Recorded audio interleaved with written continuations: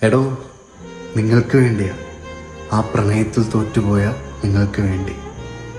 ആ ഒരാളെ അവസാനമായി കണ്ട നിമിഷം നിങ്ങൾ ഓർക്കുന്നുണ്ടോ?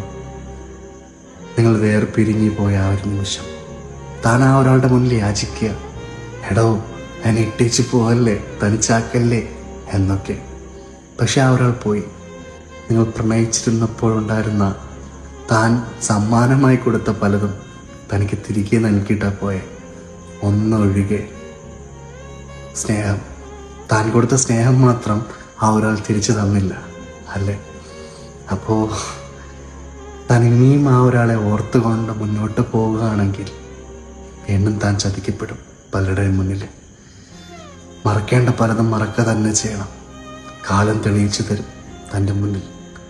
ആ ഒരാളുടെ പരാജയം താൻ കാണാനിടയുണ്ടാവും. താൻ കാരണം ആ ഒരാൾ കരഞ്ഞിട്ടില്ല. അത് താനൊന്ന് ഓർത്താൻ നല്ലത്.